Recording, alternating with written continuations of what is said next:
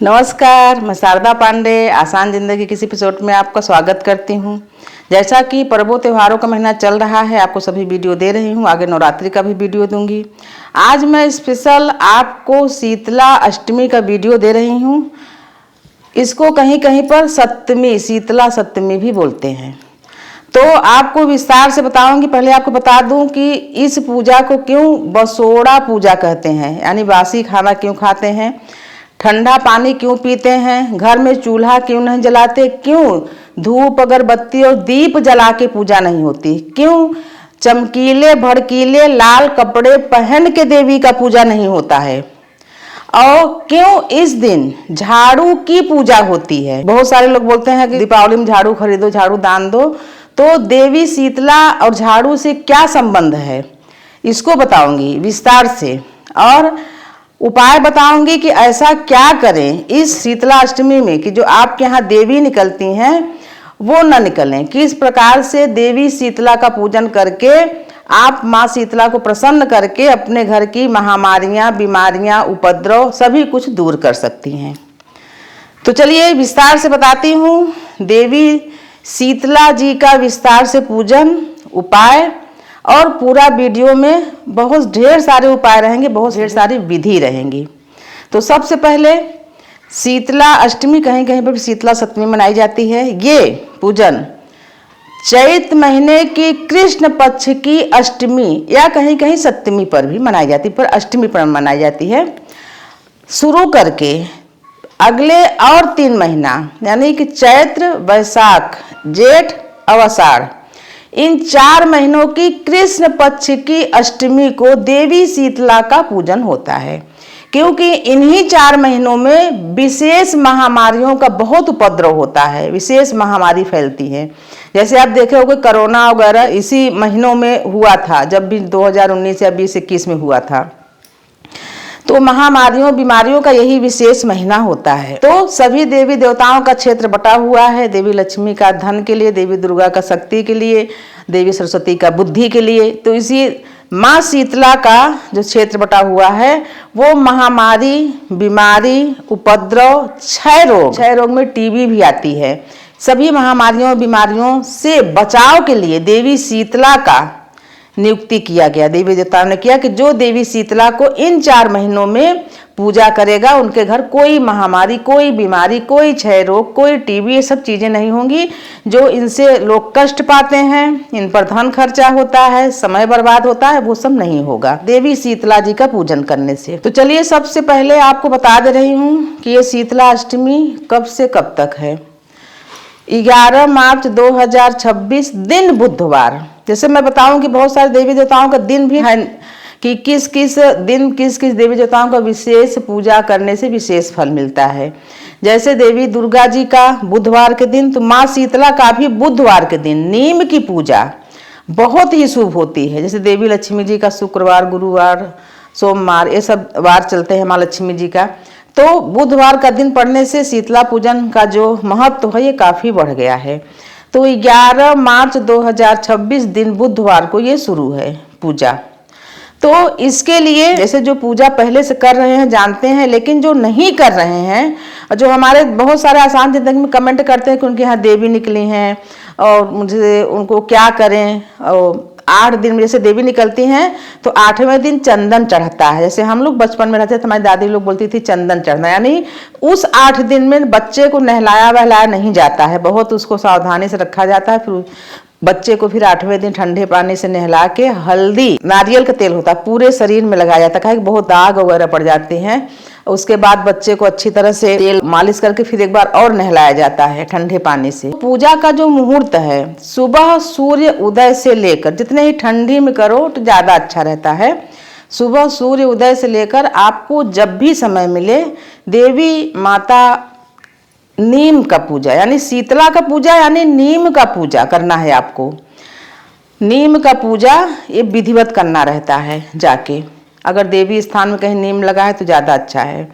तो पूजा के लिए तैयारियां क्या करनी पड़ेगी। एक दिन पहले 8 प्रकार के पकवान बनाएं, जैसे खाजा है, खुरमा है, गुजिया है, खीर है, हलवा है, पूड़ी है, चना की सब्जी है, मूंग की दाल है, ये सभी चीज़ें सात्विक रूप से अच्छे से नहा धो के बना के 8 पकवान होना चाहिए और उसको अच्छे से ढक के रखें और सुबह स्नान वगैरह करके फिर उसी का भोग देवी शीतला को लगाया जाता है और खुद भी खाया जाता है। जो नियम है पूजा का वो पूरा निभाना चाहिए।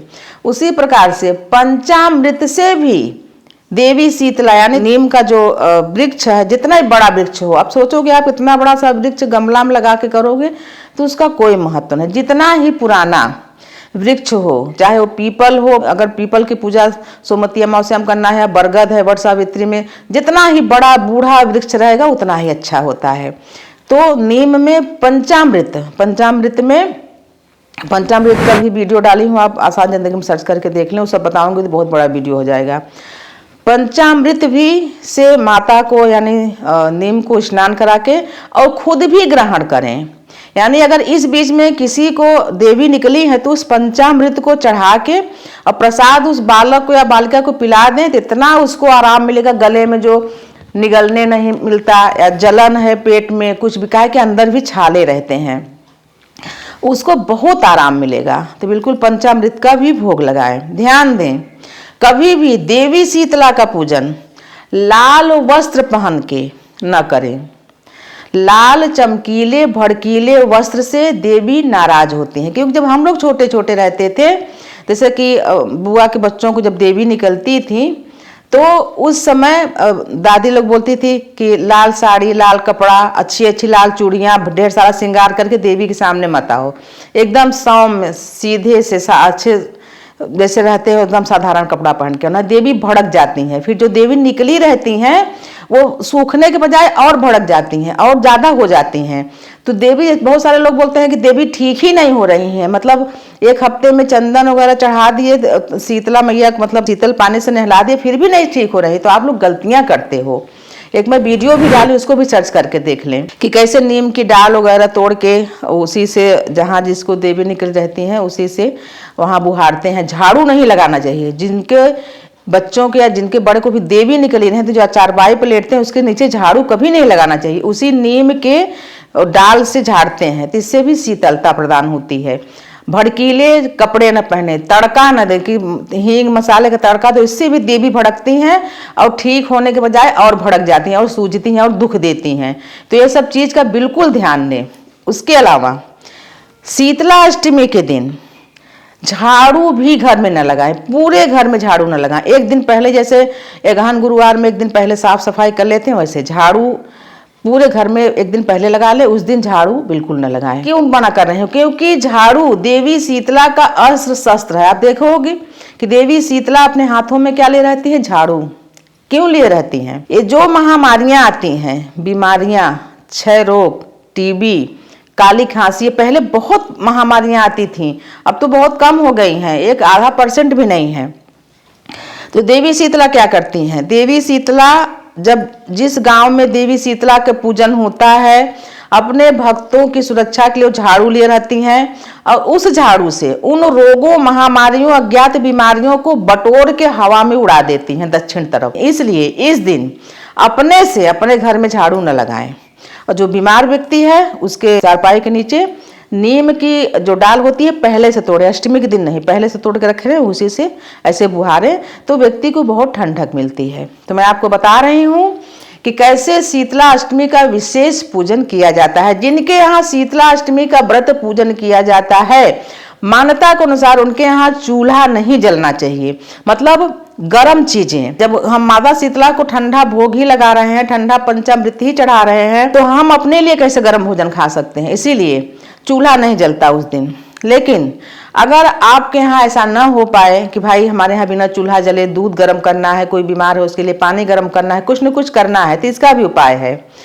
जो व्यक्ति व्रत कर रहा है वो चूल्हा न जलाए। घर के दूसरे लोग चूल्हा जला सकते हैं, पर एक शर्त है, चूल्हा के पास एक बड़े लोटा में पानी और नीम की डाल उस पानी में डाल के चूल्हा के पास रख दें।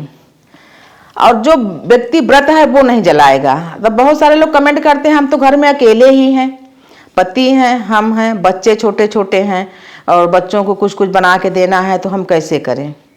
तो ऐसे में देखो दिक्कत हो जाती है। अब विकल्प बताया गया, विकल्प में भी आप बोलोगे कि नहीं हम नहीं कर पाएंगे, हाँ पति से करवा लो, अगर बच्चे थोड़े से सयाने हैं उनसे करवा लो। ज्यादा बच्चों को ही करना है, आप तो खाओगे नहीं, आप तो ठंडा खाना खाओगे। अगर बच्चों के लिए ही करना है तो काम वाली बाई भी घर में आती है, वो भी मनुष्य हैं, अच्छे से उनको बोल दो कि वो अपना कुछ बना के जो भी बनवाना हो वो भी दे सकती है बना के। जो व्यक्ति व्रत है वो कम से कम चूल्हा न जलाए। उसके बाद देवी नीम का, जो साक्षात शीतला माता हैं, शीतला माता नीम में वास करती हैं, जब आप पूजन करें तो उस समय पूरा पूजन करने के बाद कभी भी पूजा में, अब जैसे कि बड़े बड़े मंदिरों में मैं बढ़िया 20 बत्ती वाला आरती उतारते हैं, धूप जलाते नहीं, बिल्कुल। अगर अब वो पंडित जी लोग करते हैं तो करने दो, होता है पंडित जी नहीं मना किया तो हम क्यों। शीतला माता की पूजा धूप, हवन, अगरबत्ती, इससे दीप से होता ही नहीं, सिर्फ जल से पूजा होता है। हर चीज का विधि है। देवी शीतला का पूजा में आप कभी धूप बत्ती, अगरबत्ती, दीप न जलाए, न आरती का, सिर्फ कलश से आरती होती है। जैसे आप देखे होंगे जब दुल्हन लेकर आते हैं दूल्हा तो क्या क्या होता है, छोड़ी, कमोरी, तमाम चीजें, टिकरी, और फिर कलश, आंचल से भी आरती होती है और कलश से होती है आरती।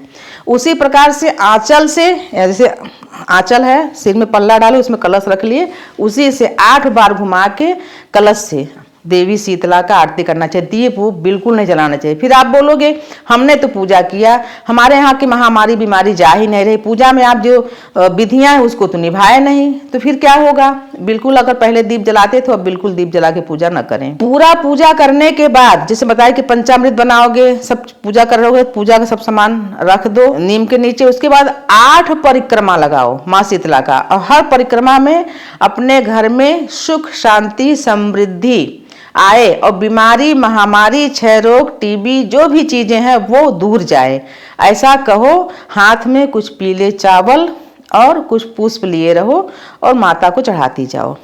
ये मैं आपको बता रही हूँ विशेष शीतला अष्टमी पूजन। बिल्कुल लाल साड़ी, चमकीली साड़ी न पहने, पीली साड़ी पहन लें, पूजा के समय गुलाबी पहन लें, और हल्की, जैसे मैं हरी साड़ी पहने, हरी ज्यादा पसंद है। जैसे बुधवार के दिन विशेष पूजा, जैसे मैं कभी कभी बताती हूँ कि ये दिन पढ़ने से बहुत पूजा का महत्व बढ़ गया, ये दिन पढ़ने से महत्व कम हो गया, तो बुधवार का दिन पढ़ने से महत्व बढ़ गया है। हरी साड़ी हो तो ज़्यादा अच्छी है, हरी साड़ी पहन के आप पूजन करें। तो आपको मैं शीतला अष्टमी के बारे में विधिवत बता रही हूँ। ये शीतला अष्टमी 4 महीनों तक होगा। अब इन 4 महीने में कृष्ण पक्ष की अष्टमी में यही विधि करनी होती है, और श्रद्धा से करने पर आपके घर में, आप करके देखो, आपके घर में कभी भी महामारी, अज्ञात बीमारी जिसका कभी पता ही नहीं चलता है, अज्ञात बीमारी, ये सब चीज, क्षय रोग, ये सब टीबी वगैरह कुछ भी नहीं होगा। आप श्रद्धा से इस व्रत का संकल्प कम से कम 8 वर्षों का ले लें कि हे देवी शीतला, हम इस व्रत को, हमारी शरीर स्वस्थ रहेगी तो 8 वर्षों तक, अब शरीर पर तो आप करना, हमारा किसी का नहीं जोर चलता, तो माता से प्रार्थना करो कि शरीर को स्वस्थ रखना। 8 वर्षों तक विधि विधान से आपके इस व्रत और पूजा परिक्रमा को मैं करूंगी। आपके घर में कम से कम जब तक आप पूजा पाठ किए, उद्यापन कर दिए, आपके जीवित रहते महामारी बीमारी कुछ नहीं आएगा। फिर आपके घर में जो हो उनको भी समझाओ कि देवी शीतला के शरण में जाओ, इनकी पूजा करो, जो जो विधियां बताई हैं आप उसको भी करो।